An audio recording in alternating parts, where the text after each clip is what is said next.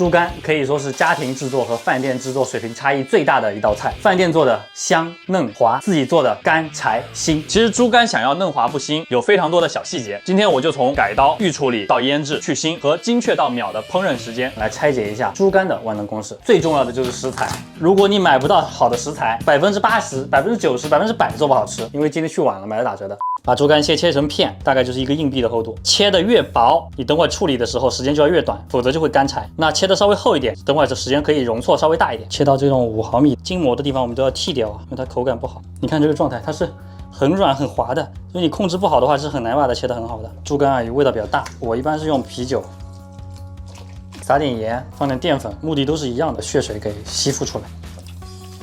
每个人对猪肝的腥味接受程度是不一样的，你比较喜欢或者能接受它的味道的话，就不需要特别过度的处理。那如果你本身对这个腥味比较敏感，但是又想吃的话，有另外一个终极办法，那就是持续的冷水去冲它，我们叫皮水，一直要清洗到这个水完全清澈，淡了好多。是的，要把水吸干啊！吸干的标志就是它会粘到这个纸上。盐、味精、胡椒粉，少量老抽一定要少，蚝油，再来一点白糖，抓均匀。这个整个状态还是很干的，最后再抓一点生粉下去，再喷点油。煮汤的猪肝我们不要调颜色，放点盐、味精、胡椒粉、糖，一点点生抽，也要抓点淀粉进去。猪肝一定要快炒，所以我们要调汁儿，这样就不用一点一点放，耽误时间。而且这个味道要调的稍微重一点，生抽1勺，老抽，糖的量也比盐要多一点，盐只要1咪咪啊，胡椒粉要多，花雕酒，再来一点蚝油。你看这个酱料是很多的，切点配菜啊。什么档次啊？这个季节吃笋，什么含金量不用我多说了吧？蒜片、干葱头。猪肝要嫩，一定要尽量的缩短烹饪时间。酒店一般是用拉油法，下去炸个10秒钟捞出来。那我们显然不可能这样，所以我们要拆分开，不容易熟的食材都要先处理过一遍。把这个笋先焯一下，去一下涩味，同时也先成熟。我水里加了盐啊，捞出来，把它放到一边。但是会不让你，我靠！哎呀，这个锅断了，哇，吓死人！猪肝也要先炒一下，把油烧烫烧热，猪肝倒下去，大概也就是10几秒钟的时间吧，要炒到变色，肉的颜色上面还是有点粉的。猪肝倒出来，还是刚才那个锅，把蒜和干葱头倒进去炒香，火稍微小一点，炒出香味之后，料汁倒下去，把笋倒下去，韭黄和猪肝一起回锅，这时候大火啊。再来一点麻油，麻油就是香油，一定要有香油，去腥的。好，可以出锅了。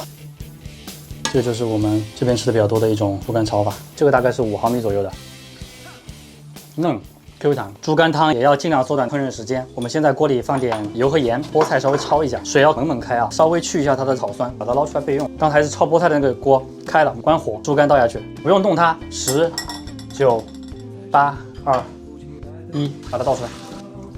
焯过水的猪肝，来倒一点油，香油啊这是。接着我们这个水放多少，就是你最后的容器，把它倒进去。汤里放盐、味精、胡椒粉、猪油，水开，菠菜倒下去，尝一下咸淡。我们要吃的是比较清爽的味道。水开了啊，关火，直接出锅，倒到我们刚才那个猪肝里面，利用这个汤的余温再去冲一下这个菜，这个猪肝就肯定是巨嫩，